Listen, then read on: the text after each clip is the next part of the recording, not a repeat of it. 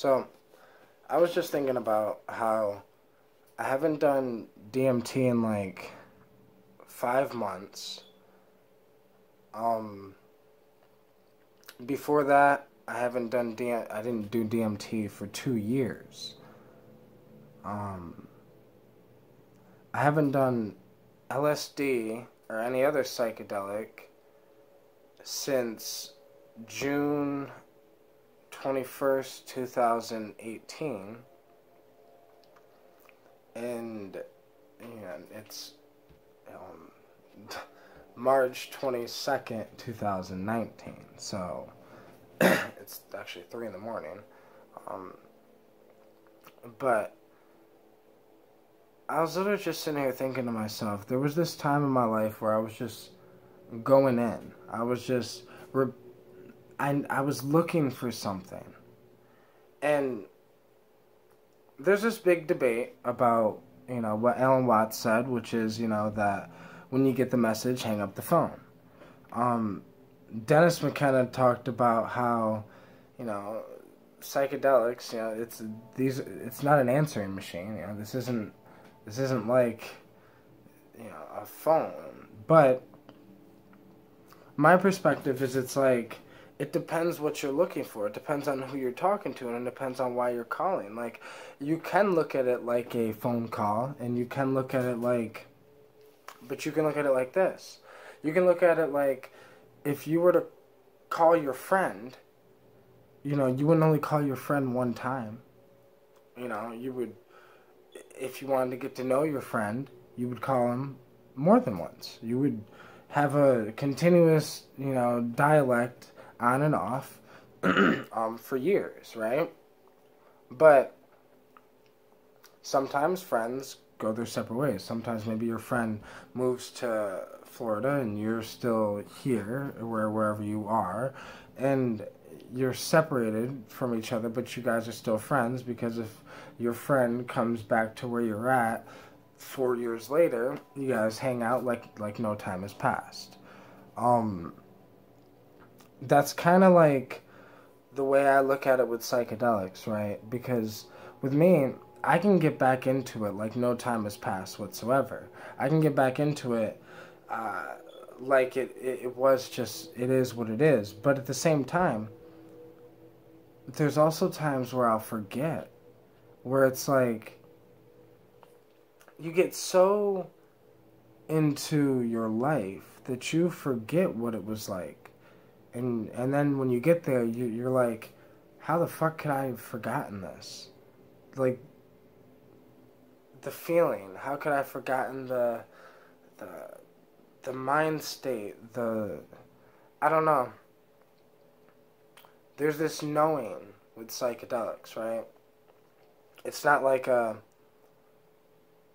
if you, what I did is I just went in, like, hundreds of DMT trips, I can go in about all these trips, and what I've noticed is I don't even really like doing trip reports anymore because it's too structured.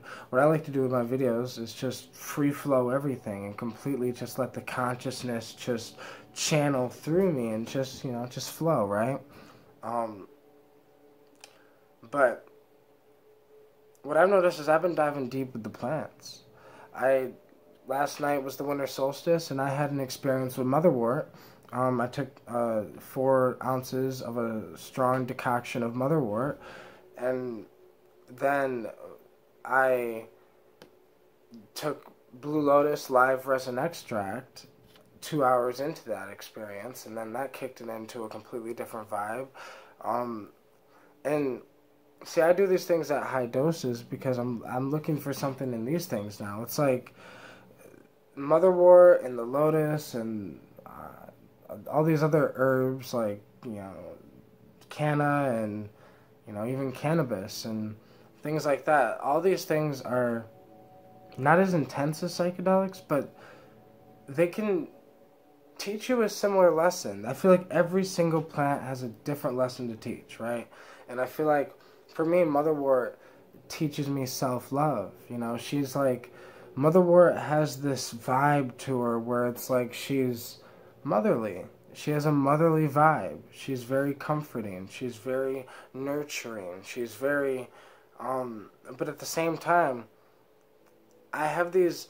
Uh, what I wish more people had like trip reports out there. I've only seen one trip report of like somebody actually having a real trip report on motherwort. And everyone, a lot of people who talk about motherwort, they're just, using it for medicinal reasons. That's fine. Maybe to relieve a little anxiety or here and there, and a little drop here and there. But what I'm looking for is a shamanic use of it. I'm basically trying to see what knowledge it contains. And what I've noticed with motherwort is it contains a lot of nurturing knowledge, but at the same time, I have these weird visions with it, or daydreams, or I don't know what to call it, but like they're kind of like dreams, but they're like daydreams, but they're flashes because they don't last that long. But if you pay attention, and if you invoke it, it can get stronger. Because what I do, I don't even know where the hell it is. So I'm trying to show you guys my rain stick, but I have this rain stick that I have grown very energetically attached to, and I usually use this every time I use like motherwort, and I have my own like motherwort ceremony with it, whatever. I don't know what to call it yet, but like I don't just sit there and drink the tea and be like, oh yeah, I feel calm. No, I sit there and I invoke it. I listen to music. I sometimes listen to the music that I've made, like, because I make beats on Fruity Loops, and then I'll just shake this with it and get in the zone, get in the vibe, and then dance with it, and until I reach this shamanic trance state, right? And I feel like you can invoke any plant. You can push any plant to its outer limits, but most people just take the plant and expect the plant to do the whole thing for you. Sometimes you have to meet the plants halfway. Now, with psychedelics, you don't really have to do that. With like traditional psychedelics, all you do is you just take the psychedelic, and the psychedelic can take you all the way, because a lot of times it'll just rip you, right? But with these more subtle things like motherwort or blue lotus, white lotus, red lotus, I feel like what I do is I invoke it. I do something to push myself farther into a more meditative trance. And with the motherwort and with the lotus, I use cannabis every time, 30 minutes after I drink the brew. So I take a giant hit out the bong of cannabis 30 minutes after I drink the brew, and I just let that giant hit ride for like 2-3 hours. Take another hit 2-3 hours later. But yeah, I don't know. I feel like every plant has a shamanic tool. And for me in my life, right, psychedelics have taught me more than I could ever explain to you in videos. That's why I'm trying to write a book, right? That's why every day I've been trying to chop down a little bit more of this book and get a little bit more of it done and get a little farther in it. Because in a book I can explain more than I can explain in a video.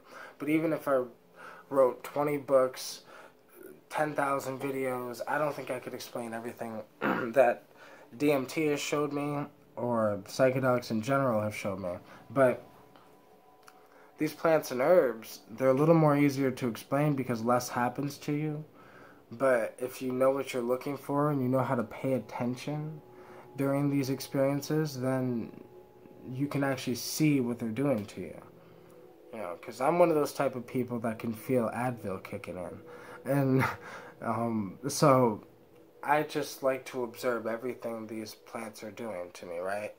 And yeah, motherwort has become, I talk about it so much because it's become a very shamanic tool. And I only use it in a shamanic setting. The way I use kratom isn't necessarily shamanic.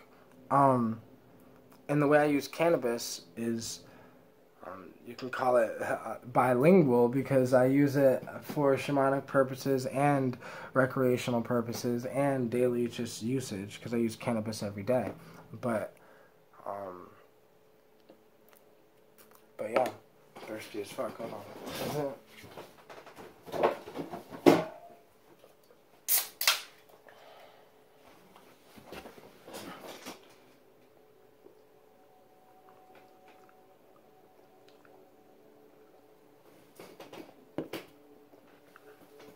Probably should not be drinking that. It's 3 in the morning. It has a lot of caffeine in it. I've already had 3 of those since I started drinking them at midnight. But I don't know. I was just in there thinking, psychedelics are like a phone in a way. You can use that metaphor because for me, I've personally used it like this. It's like I used to use psychedelics. I used to, if you want to use the analogy as a phone, I used to call the psychedelic hotline almost every day. I would mainly call DMT, and I would call her up to see how she's doing, like usually in the morning, before work, and a lot of times when I came home after work. And this was just my life for a good 2 years. And then after that, I started slowing down, started discovering other plants and other herbs and other things. And I wanted to try to dive deep with other things.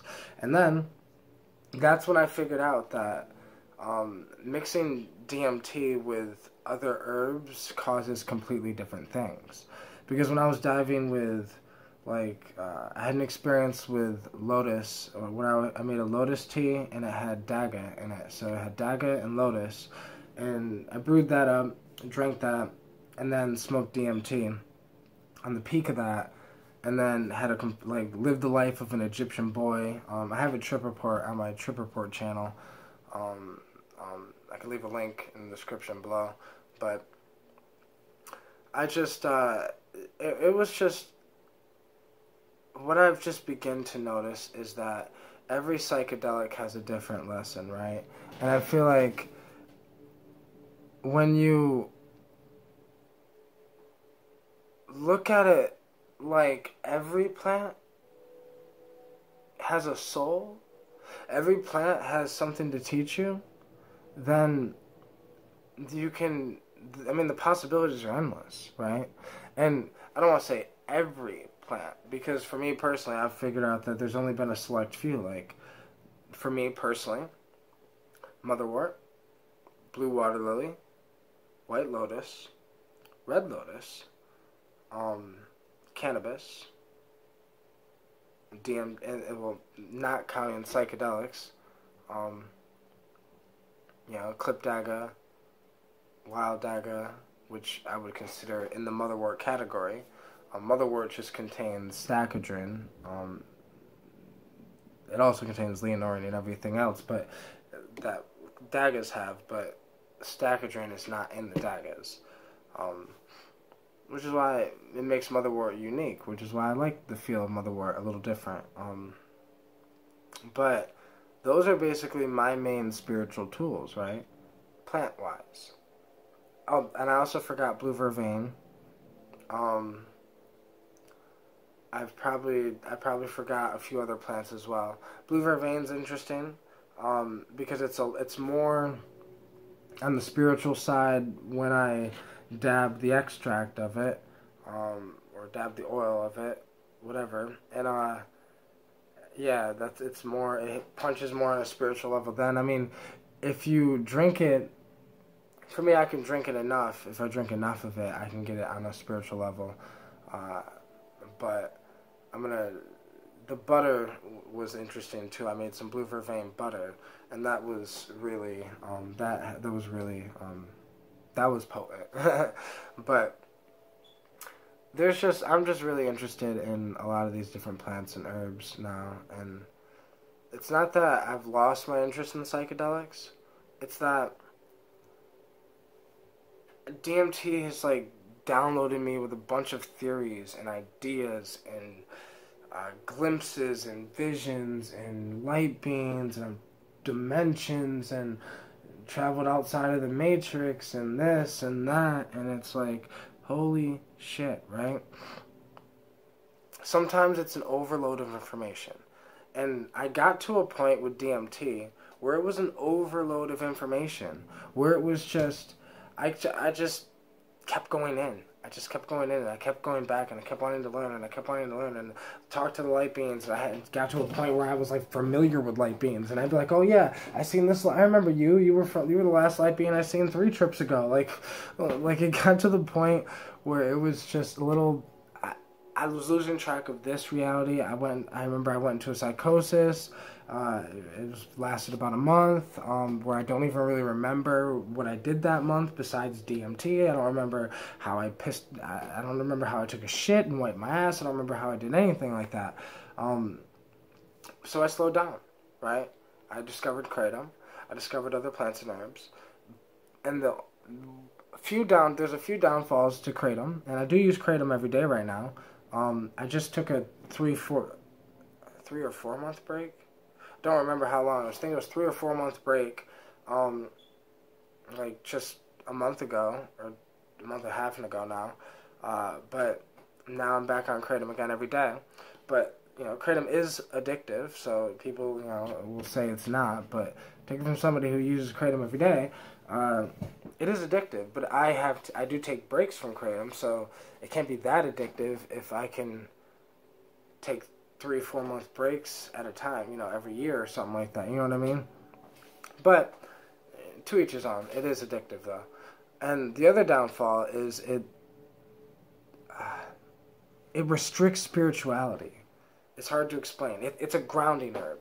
Kratom is straight grounding, and I think that's because it attaches to the opioid receptors, and I feel like when you have a plant that attaches to the opioid receptors, it is going to be completely grounding. It's going to just ground you. Ground you in the physical. Ground you. So, now, at the same time, a lot of these plants can ground you, right? Because at the same time, plants and herbs are less ascending than psychedelics. Out of all the plants and herbs, the blue water lily is the most ascending, because apparently it attaches to the same receptors as, or has a molecule in it, one of the aporphine alkaloids, possibly a few of the aporphine alkaloids, including aporphine itself, possibly attached to the serotonin receptors, and possibly in the same way that psychedelics do to the 5-HT2A receptors. But what I think is interesting is that the lotus also basically contains molecules in it that act like antipsychotics. Now, they're not like heavy antipsychotic molecules, because all usually plants, if a molecule's in a plant, it's usually in a entourage of molecules with an entourage of other molecules, and usually these molecules, are not as strong as the pharmaceuticals, which is why the pharmaceutical company tweaks it, makes it stronger, makes it their own, and patents it, and then sells it. But the molecules in lotus, they act like antipsychotics. So what's interesting is that antipsychotics are usually what people, the doctors and therapists or whatever, would give someone to kind of help them get out of a psychosis, or help them, lessen their schizophrenic moments, or lessen their whatever, right? So what I feel is really interesting is me not even knowing. Maybe it was subconscious, maybe it was whatever, but without even knowing, it's almost like all the plants I'm using together, they're all helping me out with my psychedelic experiences, and helping me remain, for lack of a better word, sane. I had a conversation with the Awakened Brave a long time ago, right? I gotta get a hold of him now that I think about it, because it'd be dope to have another conversation. But I had a conversation and by the end of it, I was thinking, how did I remain sane? And after doing a bunch of research, and, how could I have done DMT so many times, ended up in a psychosis, done all these psychedelics so many times, but I'm still normal, right? I'm doing normal things. I'm trying to start a business. Now, what I do notice is this. This is another reason why I'm trying to stay away from psychedelics a little longer in my life, because if I'm on psychedelics, it's harder for me to do business things. Psychedelics and business do not mix. So what I've been trying to do is, like, stick to the herbs because they're grounding. They're still spiritual, and they can still give me that spiritual thing I'm looking for because they still keep me connected. So what I'm looking for is to not lose my connection with that higher realm, to always keep the door halfway open. So if I want to, I can stick my head through and take a peek. And that doesn't require you to use psychedelics, or at least it doesn't require me to use psychedelics that often anymore. All that requires me to do is use these plants and herbs shamanically. I have shamanic tools and shamanic rituals that I use. And even yesterday, what's interesting is the way I use motherwort, my ego gets scared. It's so funny that my ego gets scared, similar to the way that, I mean, not as like, whatever, this feeling, but like, I'll get this weird anxiety, I guess, for lack of a better word. Like, my ego's like, oh, maybe you shouldn't do this, or like, try to, whatever, but I fucking do it anyways. And then, you know, I always am glad I did it, but like, because it knocks the ego down. I feel like motherwort, it kind of brings you more to the feminine, right? It's a female vibed plant, and yeah, you know, and I feel like I've been going towards the masculine lately because because I've been like trying to stay mentally strong and mentally tough, and like, you know, I've been working out and all this other shit, but like, you know, sometimes I take myself too seriously, and like the motherwort and the lotus experience helped me see that. And it's just so interesting that the lotus allows you to ascend but stay grounded, because the molecules in it kind of help prevent, or at least they help me prevent, like, psychosis moments. You know, I feel like I don't ever have to worry about that ever. People be like, oh, psychedelics gonna make you lose your mind. I feel like I never have to worry about that, because I've went to the barriers of losing my mind and going fucking batshit crazy, but I now I can lose my mind and just come right back and assess and learn and apply what I learned when I was, quote unquote, losing my mind. Because I feel like losing your mind is just true spirituality. People think spirituality is like crystals and love and peace, and that's not spirituality. That's some facade. I don't know what the fuck that is, but it's just, that's not real spirituality. Real spirituality is diving to the depths of your mind and finding yourself. Traveling the spirit world. What is spirituality? I mean, what is spirituality, right? It has the word in it. Spirit. Traveling the spirit world, I feel like, would make more sense to be spirituality than whatever people think spirituality is now. So that's what I think should happen. I think people should personally travel the spirit world yourself. It only takes 5-10 minutes. You know, the right dose, you can go pretty far. The right dose, you can learn. But discipline your mind, because that's what I've done. It's not just about the psychedelics. It's about what you do when you're not on the psychedelic. What I do is I meditate. What I do is I have a routine, right? I have self-discipline. I don't allow myself to watch bullshit. I don't allow myself to consume nonsense. I dedicated my life to learning nothing but knowledge and putting out everything that I've learned. And you know, this is just what I do with my life. But I feel like the psychedelics have inspired me to just continue looking for knowledge, but not to beat a dead horse.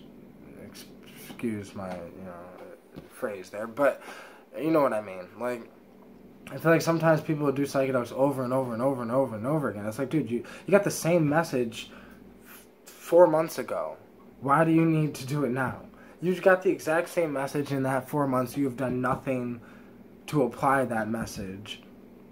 But you're going to go right back to get the same exact message, and then it just makes no sense to me.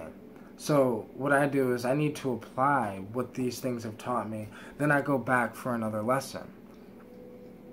Psychedelics can be like a phone call, but don't forget to call your friend again, though, because you guys might, come up with an interesting conversation.